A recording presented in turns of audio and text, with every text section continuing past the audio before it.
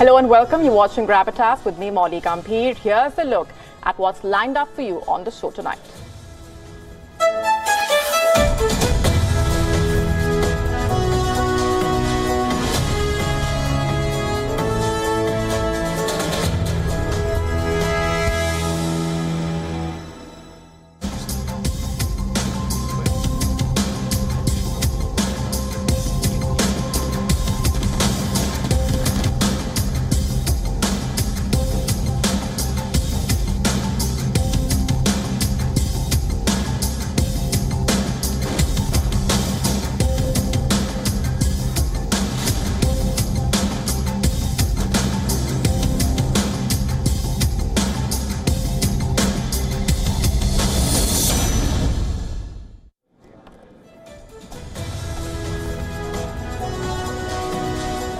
Our cover story tonight is about the Russia-Ukraine war. The bloody conflict has seen a series of twists and turns and a string of question marks.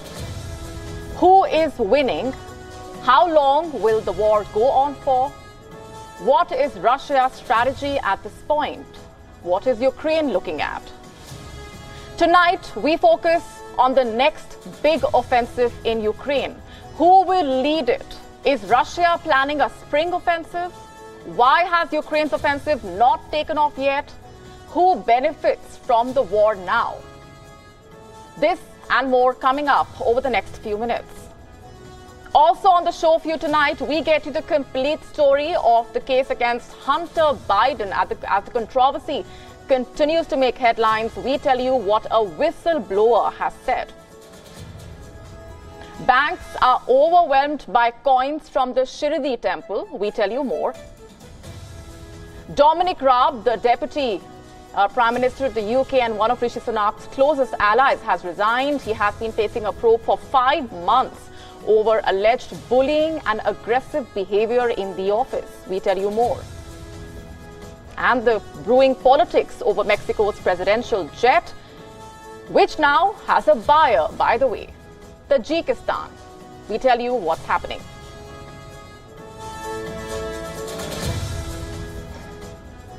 Who will launch the next offensive?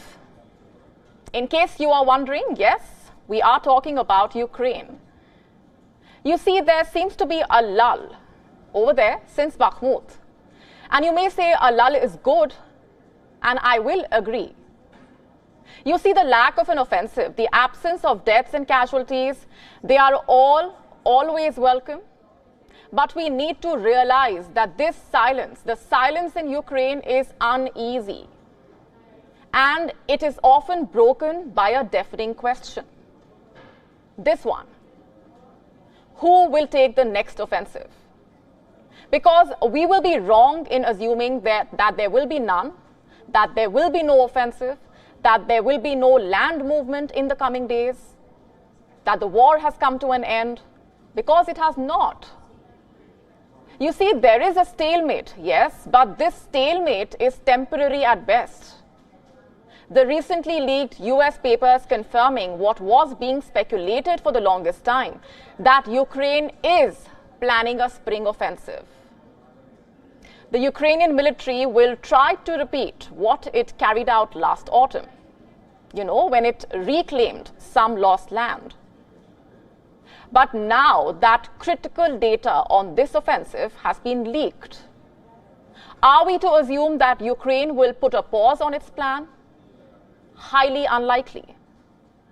And I'll tell you why. Because the fact remains that a sizable portion of Ukrainian land remains under Russian occupation. And this has not changed since the data leak. And neither should Ukraine's plan. So will the next offensive by Ukraine? Will the next offensive be Ukraine's is the immediate question. And to answer that, you must ask yourself this question: who benefits from an offensive? Who benefits from asking troops to march ahead? Russia or Ukraine? Let's just quickly recap the war so far. Russia has managed to capture Luhansk, Bakhmut, Donetsk, Mariupol, Melitopol, Zaporizhia, Kherson. And like we have been telling you, Russia has in a way, managed to split Ukraine into two, divide it along the Dnipro River. It controls the eastern side in totality or in parts. And like we told you earlier this week, Russia has also built a Putin line with which it hopes to protect the gained territory. So does Russia benefit from marching ahead, risking the lives of more men and spending on resources? Hardly. In fact, many would say the Kremlin already has what it wants, which may explain the lull since Bakhmut. Sure, there have been a couple of attacks since, like the recent drone attack on Kiev, or this bizarre instance of a Russian Sukhoi 34 jet striking a Russian city by mistake and leaving the city's governor shell-shocked.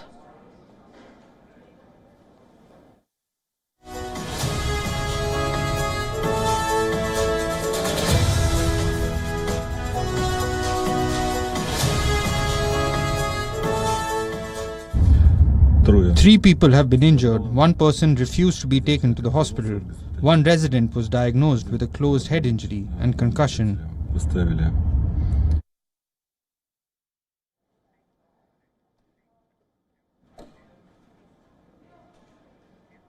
This was an airstrike, but when it comes to the ground movement, there hasn't been any since Bakhmut.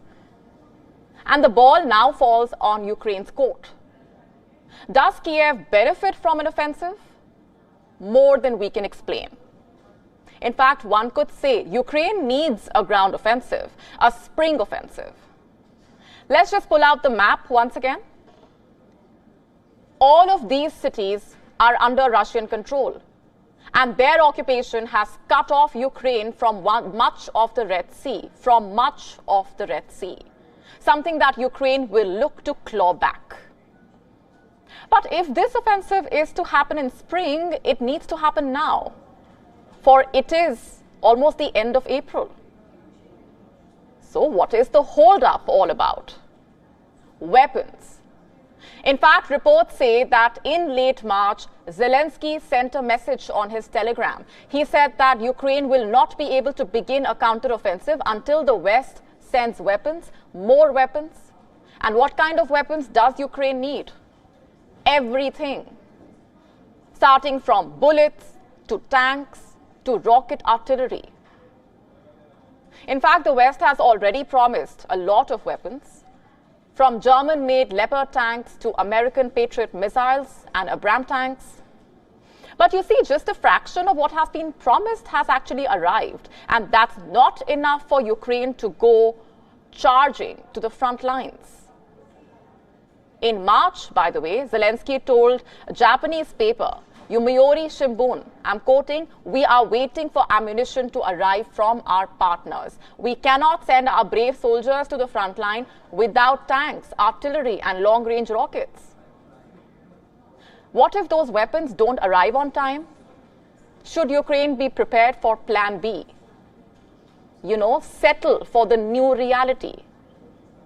What some analysts have been speculating for a while, where the eastern part of the Dnipro remains under Russian control and the remaining country eventually goes on to join the NATO. The military alliance could already be preparing for such a possibility. I said in Kiev yesterday that Ukraine's future is in the Euro-Atlantic family, and all NATO allies have agreed that Ukraine will become a NATO member. But the main focus now is, of course, on how to ensure that Ukraine prevails.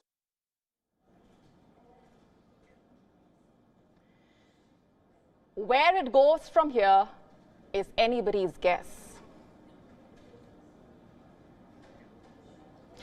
And let's now talk about an upcoming visit to India that is making news.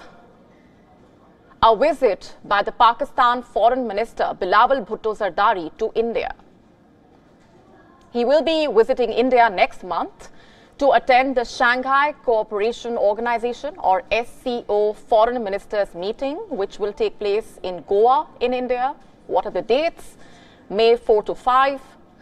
For those unversed, the SCO is an 8-member political and security bloc, and Bhutto Zardari is the son of the assassinated former Prime Minister Benazir Bhutto and a former President Asif Ali Zardari. The announcement regarding the Pakistan minister's visit to India for the SCO meeting was made by the Pakistan Foreign Ministry spokesperson. And you know what happened just hours later? A terror attack in Jammu and Kashmir. 5 Indian soldiers were killed. Let's just for now talk about the significance of the Pakistan minister's visit. What really are the implications? In one word, several. Given that Bilawal's visit would be the first by any Pakistani foreign minister since Hina Rabbani Khar's in the year 2011, it would also be the first high-level visit by a Pakistani official since Nawaz Sharif's trip to India in 2014. And what has Bilawal Bhutto Zardari said about the visit? That his participation in the meeting of the Shanghai Cooperation Organization Council in India reflected Islamabad's commitment to the charter of the SCO, and that the visit should not be seen as a bilateral one, but in the context of the SCO. Now, it's important to point out here, India has formally sent invitations to all members of the Shanghai Cooperation Organization, including Pakistan and China, for the upcoming foreign ministers meeting.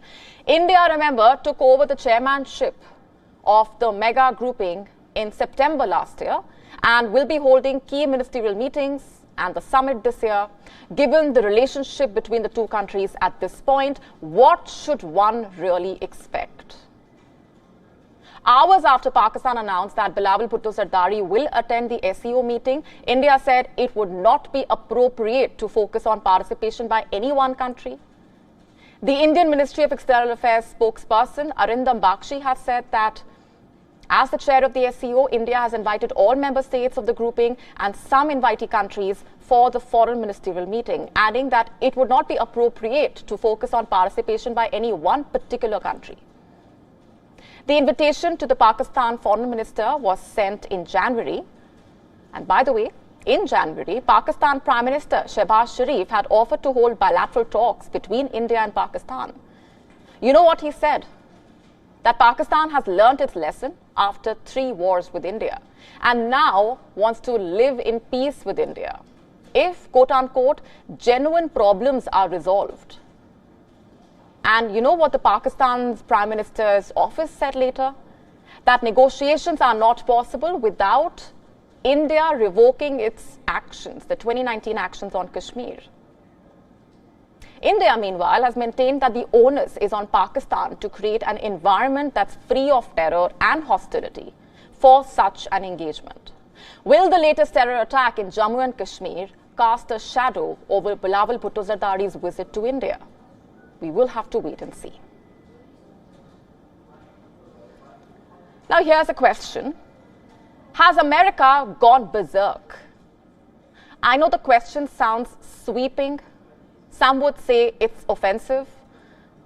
Trust me, it does not make me happy to ask this question. In fact, nothing about the stories coming in from the United States is anything close to making anyone happy.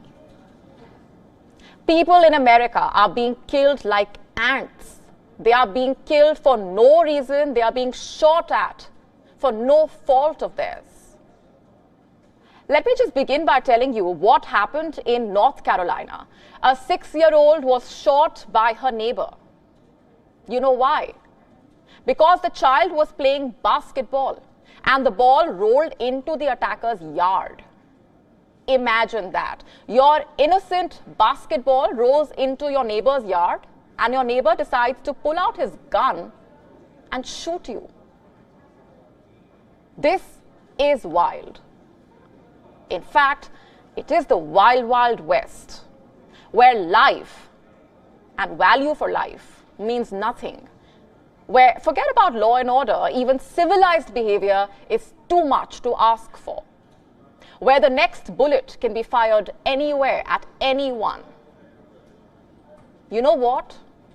This is not how a civilized society functions. Because in a civilized society, it is normally It is normal for basketballs to fly into your neighbor's courtyard, for a frisbee to get caught in your neighbor's tree, for example, for your pet cat to sneak into your neighbor's balcony.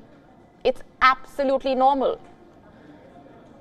Most of us in this part of the world have landed in trouble where our cricket ball has shattered a neighbor's window or broken something in someone's balcony.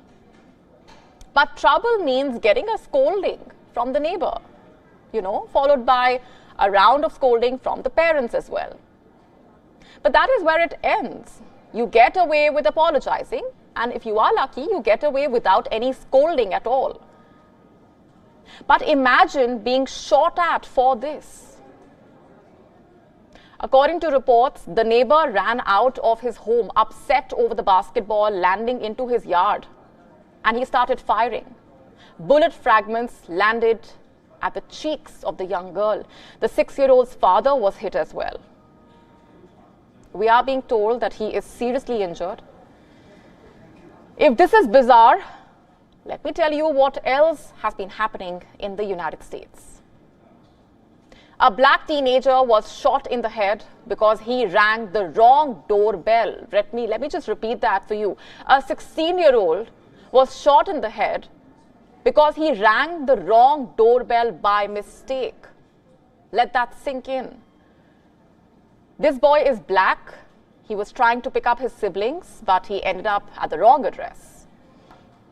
Rang the doorbell, and the white homeowner, an 84-year-old man, saw the teenager. He did not say a word. Instead, he pulled out his gun and opened fire through a locked glass door. What explains this rogue behavior? You know what the white man claims? He thought the boy was trying to break in. Why? Because he's black. The 84-year-old says that he was, quote unquote, scared to death because of the boy's size.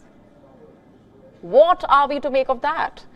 This incident happened in America, Kansas City, because where else? Anywhere outside America, does ringing the wrong doorbell get considered to be a mistake to this extent? I don't know if it is commonplace in the country you are watching us from, but I can tell you from my experience that here in India, children often like to rile up the neighbors by ringing their doorbells and running away. It's a form of mischief. It's one of those things that people are guilty of doing during the summer vacations, for example. Spending time with their cousins or friends. Even today, it is commonplace for delivery executives to end up ringing the wrong doorbell by mistake. Say they want to deliver a parcel to flat number 1, and they go to flat number 2 by mistake. But we don't come out shooting at them, do we? Because that is not civilized. That is not how civilized people conduct themselves. But just a few days back in the United States, a 20-year-old woman was killed after the car she was riding accidentally pulled into the wrong driveway. This happened in New York. The 20-year-old was not alone. She was traveling with a group with 3 others, to be precise. The group pulled into the wrong driveway of another home, and when they realized that they were not at the correct address, they started pulling out their car from the driveway. But you see, it was too late. The resident of that house saw the car pulling away and started firing. 20-year-old Kellen Gillis was hit in the neck. She wasn't even the one driving. So basically, in America, you pull into a wrong driveway and you get killed. You ring the wrong doorbell and you will receive a bullet in return. Your basketball rolls into your neighbor's yard and you risk losing your father, if not your own life. You know what else puts you at risk of death? Getting into the wrong car. Can you believe that? A lot of us have done that. We book a radio taxi, for example, and when we get to the pickup point, we see multiple taxis standing there. We could end up getting into the wrong one by mistake. And what happens next? Either you realize right away and you get down, Or you call up the person who booked the cab, apologize, and ask them to feel free to take your taxi instead. But none of that seems to be an option in the United States. You know what happened in Texas? 2 cheerleaders were shot at and injured. What was their fault, supposed fault? One of them almost, and I repeat, almost got into the wrong parked car. This was outside a supermarket. The car's owner was a 25-year-old man, and when he saw the cheerleader trying to enter his car, the man got off his seat. The cheerleader tried to apologize to him, but he preferred to pull his gun out and fire. Why? Because he thought that was the easier thing to do.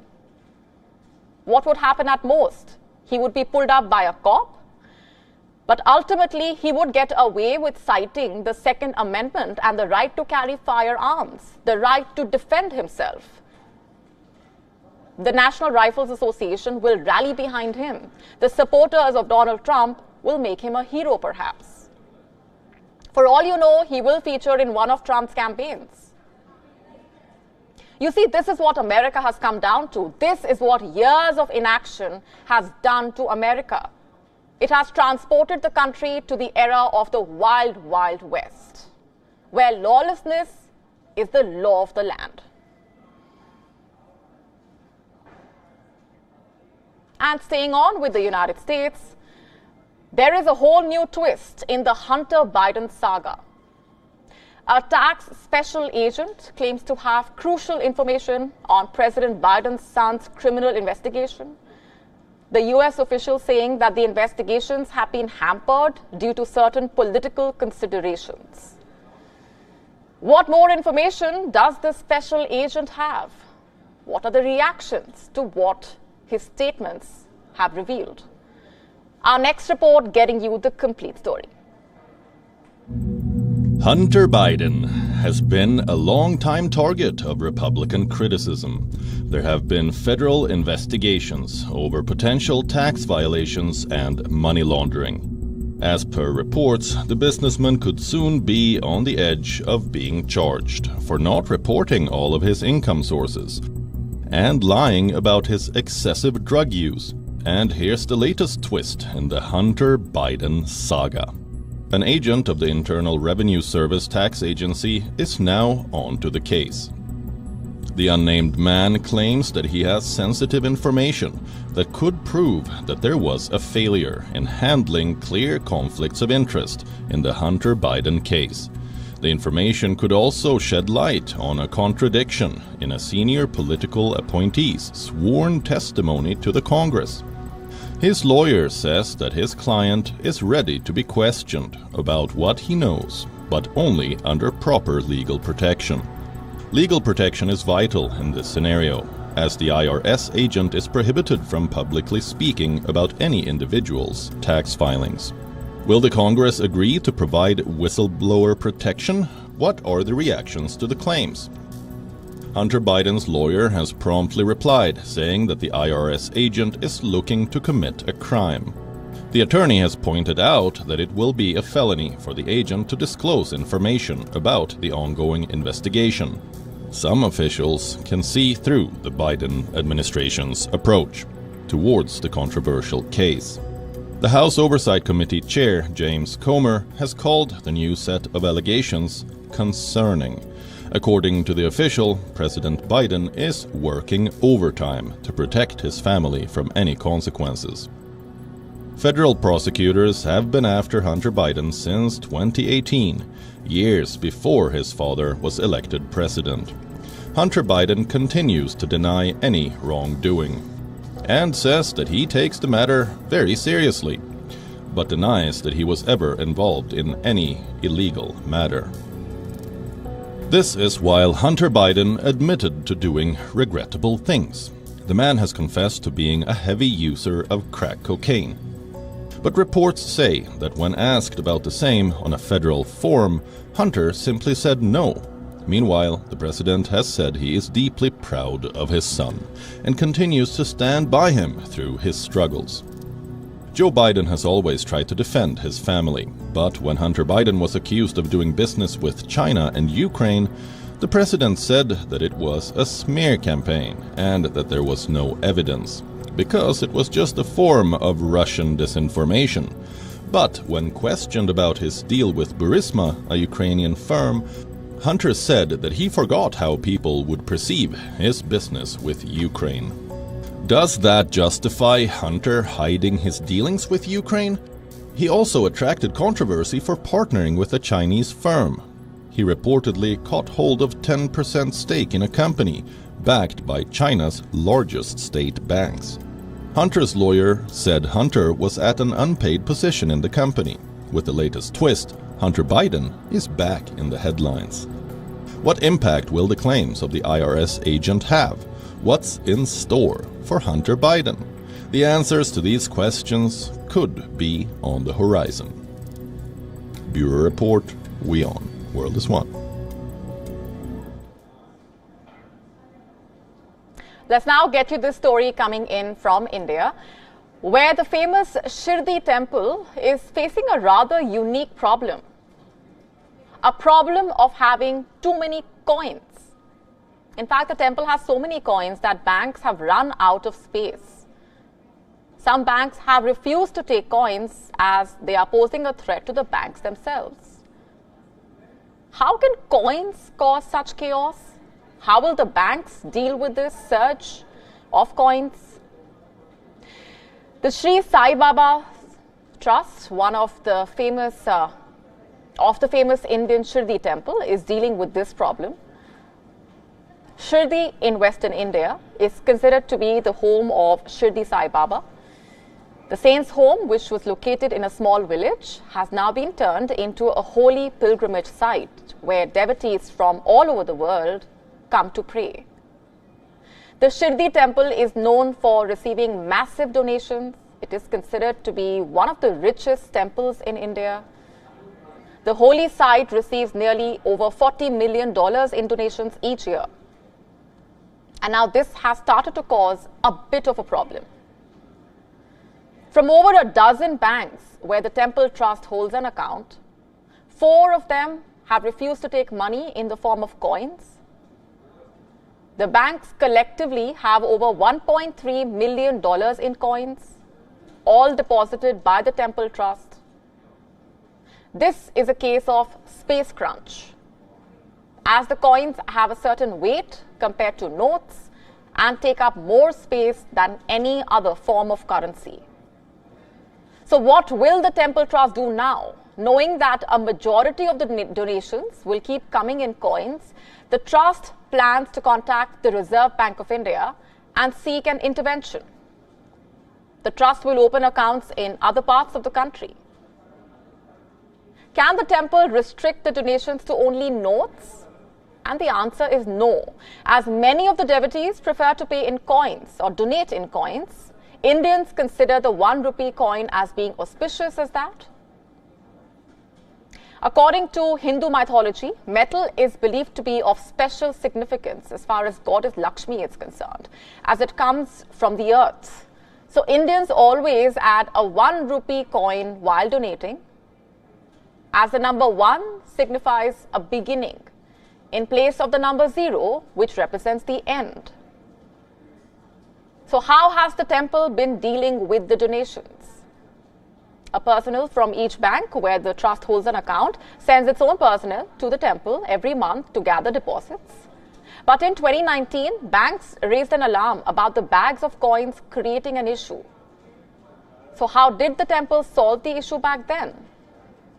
The Temple Trust might have taken the problem a bit too casually and told the banks to store the coins inside the temple premises itself. The banks had to reject the offer as the rules do not permit such a casual arrangement to store the deposits. A temple which welcomes flocks of over 50,000 devotees receives more than $30,000 in coins each month, might not be able to limit how many bags of coins it receives. Will the Temple Trust manage to rope in more banks? Will Shirdi flip a coin to decide if it wants to stop the coin donations? We will have to wait and watch. Dominic Robb, one of Rishi Sunak's closest allies, has resigned. He has been facing a probe for 5 months. What for? For alleged bullying and aggressive behavior in the office. Let's have a look at the accusations made against him.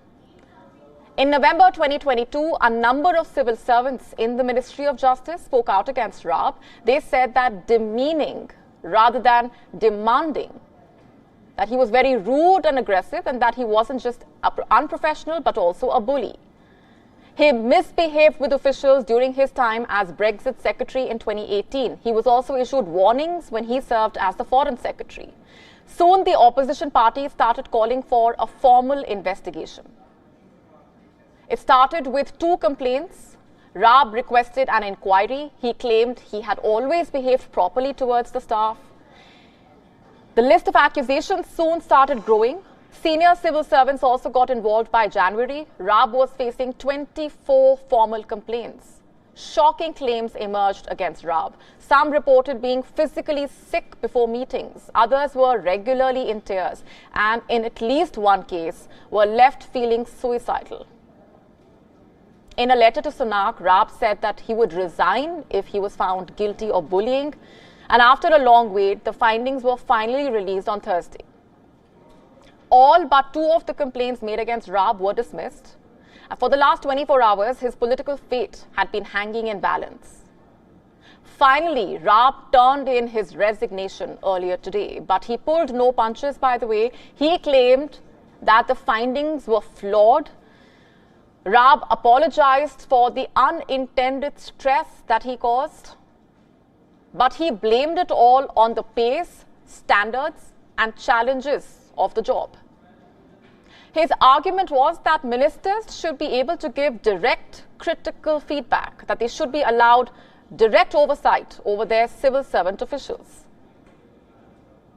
Not just that, he also said, and I'm quoting, "In setting the threshold for bullying so low, this inquiry has set a dangerous precedent." This sparks an even bigger debate. And the matter does not just concern British politics, it relates to normal workplaces as well. What exactly qualifies as bullying at work? In broad terms, what is appropriate workplace behavior in 2023? You see, for the longest time, shouting and verbal abuse have been a workplace staple. Earlier, the management was asked to act like a boss, to show authority, keep the employees under check. But there has been a shift in the work culture. Toxicity is no more blindly accepted. Leaders are taught to behave like anything but a boss. They are encouraged to get involved with the employees and treat them as equals. Yelling is a big no-no. But despite the changing trends, bullying at work still remains prevalent. According to a report by Harvard Business Review, about 48.6 million Americans are bullied at work. This makes up about 30% of the workforce. In India, that percentage is reported to be as high as 46% or even 55%. There are quote-unquote screamers who yell and bang their fists. And then there are schemers who are quieter but equally dangerous. They resort to plotting, gaslighting, smear campaigns to try and push people out. However, employees don't bat an eyelid before quitting when they feel humiliated. A toxic boss is considered to be the greatest threat to a company's culture.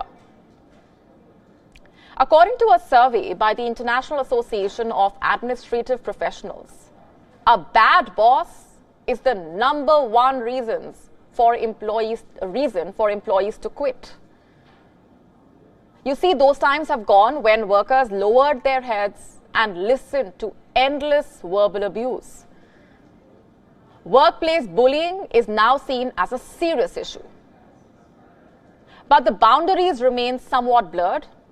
There is a difference between actual bullying and feeling bullied. Bullying at work is about isolating people, demeaning and humiliating them, gossiping about them, withholding information and tasks, and then in turn blaming it on them. It is cruel and unacceptable. But you see, bullying is not expecting a team to produce quality work on time. It isn't when you are questioned for missing deadlines. So where does one draw the line? Think about it.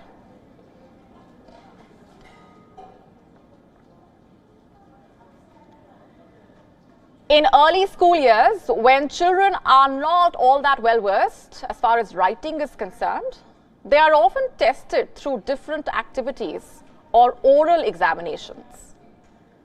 And this trend usually takes a backseat as they grow up. The focus largely shifts to written exams, essays, open book tests. But with the rise of AI chatbots and online exams during COVID-19, every essay, every written test, no matter how difficult, is just one search away. And how exactly do we deal with this? You know, how do we keep the exam structures legitimate, fair? Is it time to go back to the basics? A Hong Kong education think tank suggests that it is. Written coursework is no longer viable because of the pressing risk of cheating. Scrutinizing whether the assignment is a student's original work has become virtually impossible. You know, on top of AI bots like ChatGPT, there are all sorts of software websites that can plagiarize stuff online without leaving a shred of evidence.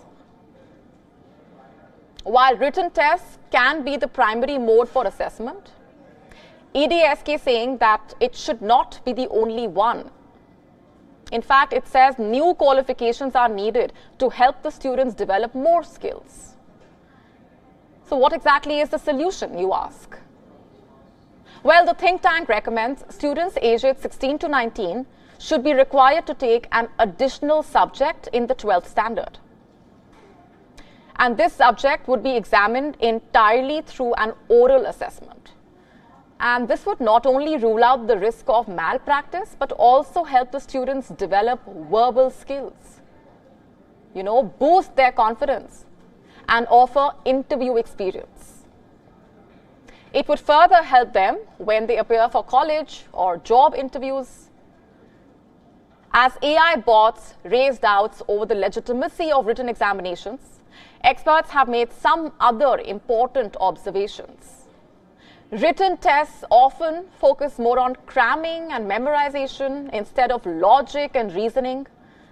You know, they fail to equip the students with practical skills that they might later need in life.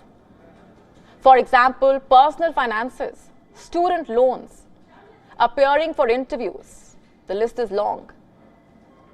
Can oral assessments fill the gaps that have been left by written ones? And can they really weed out cheating? How exactly will it affect students who feel nervous during verbal communication? And how long before someone develops a hack for even this mode of examination?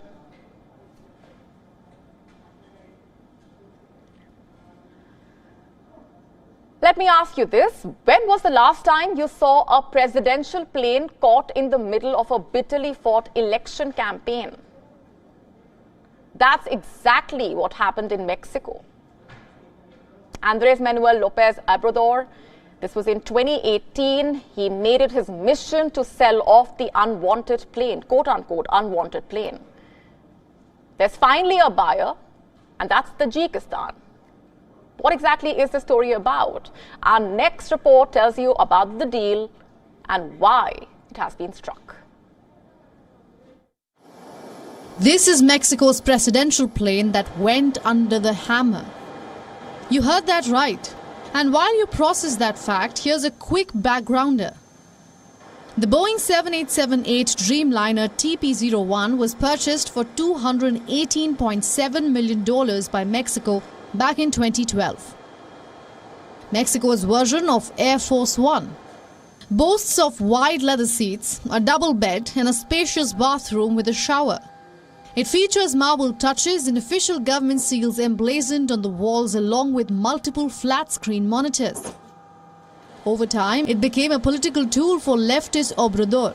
He vowed to sell the plane if he comes to power in 2018. In fact, among the issues that were a part of his campaign, it was the presidential plane that grabbed a lot of attention.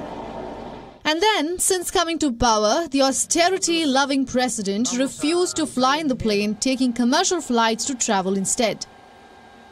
Obrador hoped to sell the aircraft for at least $150 million, down from its original $218 million purchase price. But years went by and the presidential plane did not find any takers. With Obrador vowing to raffle off the aircraft or even selling it at a loss to the exchequer, and now he has managed to finally sell off the controversial plane for $92 million, ending the political saga. Who's the buyer? Tajikistan. Obrador was promised to use the proceeds of the plane to help the country's poorer communities. As the leftist president bats for change in the Mexican political system, it remains to be seen if the sale of the plane will revive his chances in the 2024 elections in Mexico. Bureau Report, WION, World is One.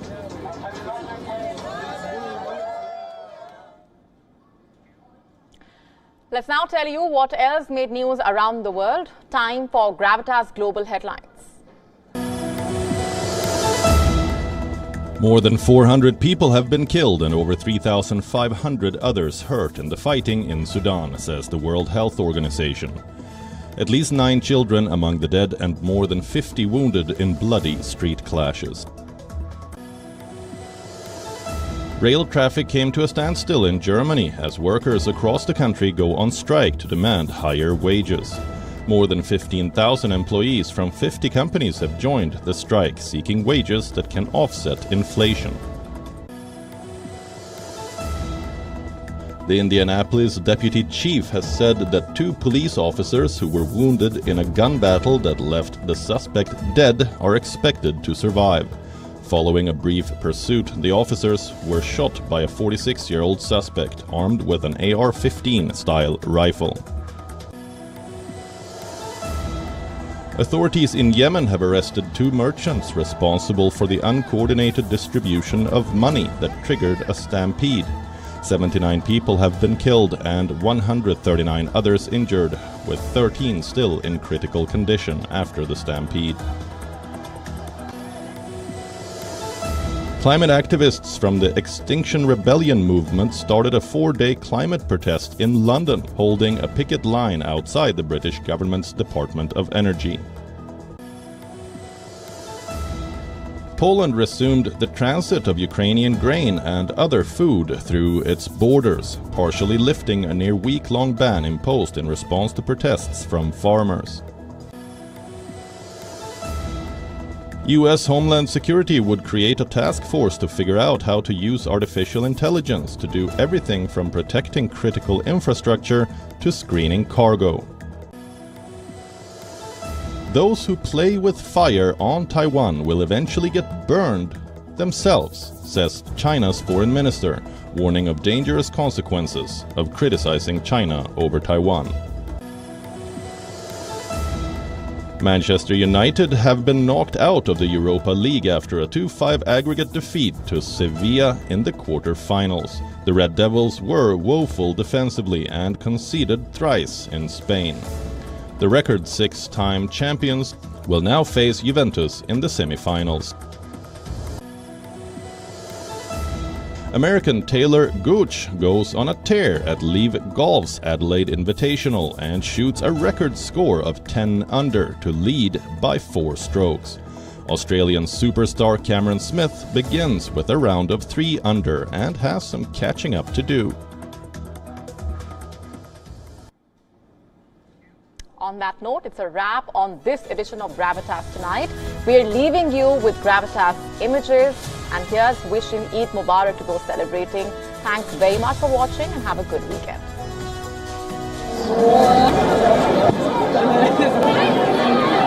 غير المغضوب عليهم. الله أكبر.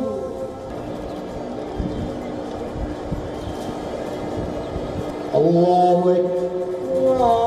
أكبر. الدولة المباركة الدولة والحمد لله أمن الخالق بعظمته وجلاله. وكم من الأحداث عاصرتم من عرف سبيل التقوى. ضيوف الرحمن من المعتمدهم النكد والهم ولا يشغلهم الحزن والغم، ودعابة تستمزج.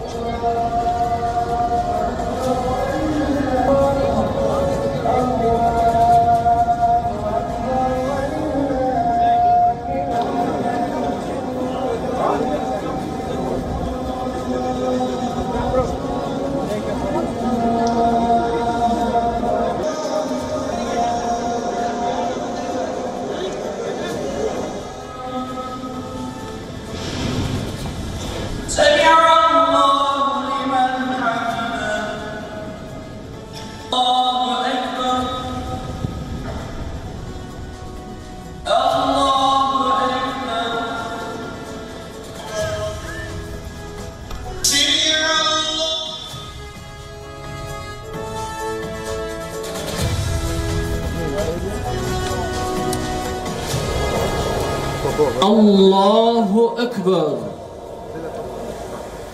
الله أكبر.